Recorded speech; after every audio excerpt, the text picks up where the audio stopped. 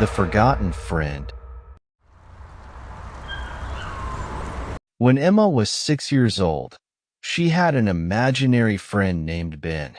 He was her constant companion, always by her side during tea parties, adventures in the backyard, and bedtime stories. Ben had a mischievous smile and eyes that twinkled with a hidden secret. Her parents thought it was just a phase, something she'd grow out of. But Ben was different. He wasn't just a figment of Emma's imagination. He was real to her in ways she couldn't explain.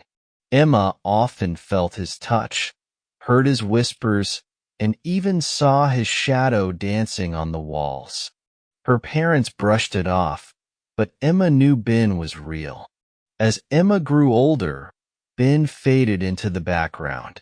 She made real friends, went to school, and Ben became a distant memory, a part of her childhood she rarely thought about. By the time she was a teenager, Ben was all but forgotten. Years later, Emma was an adult, living alone in a small apartment. She had a busy life, working as a graphic designer and juggling social commitments. One evening, while cleaning out her closet, she found an old, dusty shoebox. Inside were childhood drawings, including several pictures of her and Ben. She smiled, remembering her imaginary friend, but a strange sense of unease crept over her. That night, as Emma lay in bed, she heard a soft whisper. It was a familiar voice, one she hadn't heard in years. "Emma, do you remember me?" She sat up, her heart pounding. "Who's there?" she called out, but there was no response. She told herself it was just a dream, a trick of her tired mind. But the feeling of being watched lingered. Over the next few days, strange things started happening. Objects moved on their own, lights flickered, and Emma often felt a cold presence behind her. One night, she found a note on her kitchen table. It was written in a childish scrawl she recognized immediately. "Remember me, Emma? It's Ben." Her hands shook as she read the note. How could this be happening? Ben was just imaginary. She had left him behind years ago. Desperate for answers, she called her parents. They were concerned but tried to reassure her that it was just stress. But Emma knew better. Ben was back, and he wasn't just imaginary.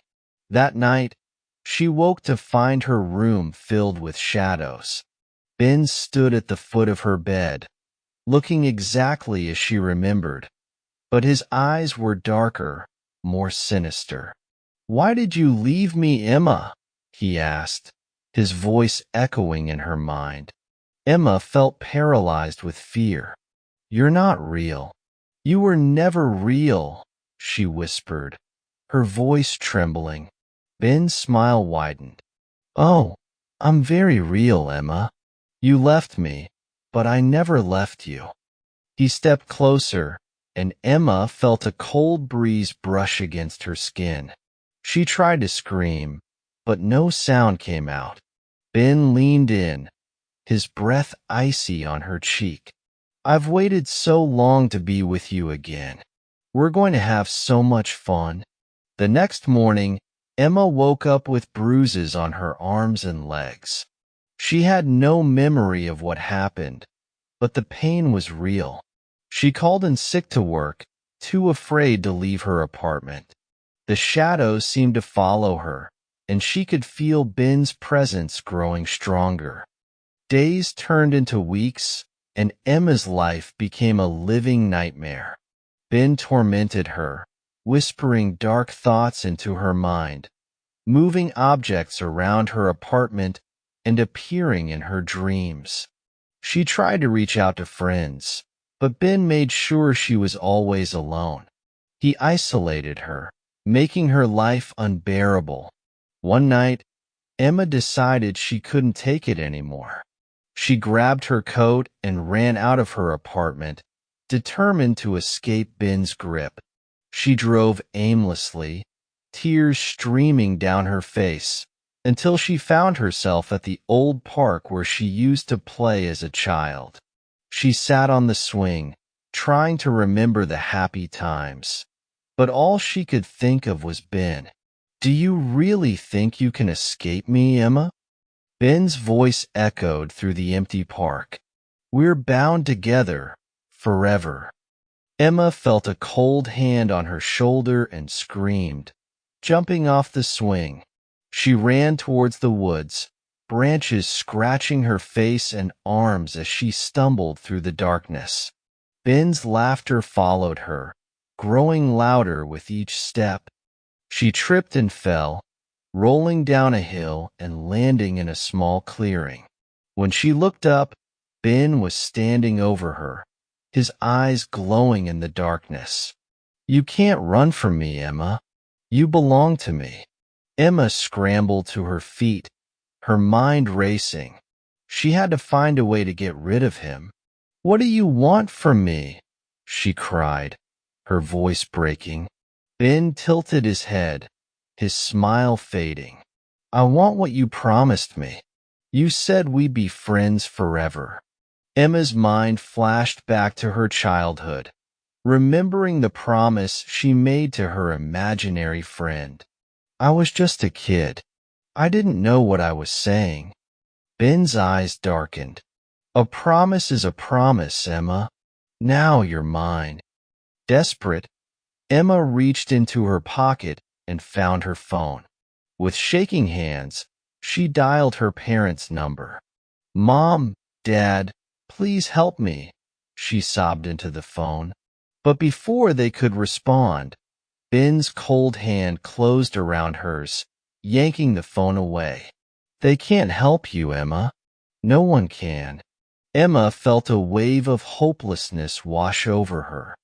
She was trapped, alone, and at the mercy of a childhood promise she couldn't break. Ben's grip tightened, and she felt herself slipping into darkness. Just as she was about to give in, a beam of light pierced the clearing. Emma's parents, armed with flashlights, had found her. They rushed to her side, pulling her away from Ben's grasp. The shadowy figure hissed and recoiled, disappearing into the night. Emma clung to her parents, tears streaming down her face. "He's gone," she whispered, her voice barely audible. "But he'll come back." Her parents held her close, vowing to protect her. They took her home, and with their support, Emma began to rebuild her life. But she knew Ben was still out there, waiting for the right moment to return. Years passed, and Emma never forgot the friend she left behind. She moved far away, started a family, and tried to leave the past behind. But every now and then, she would catch a glimpse of a shadow in the corner of her eye, or hear a familiar whisper in the dead of night. And she knew, deep down, that Ben was still watching, waiting for the day she would be his again.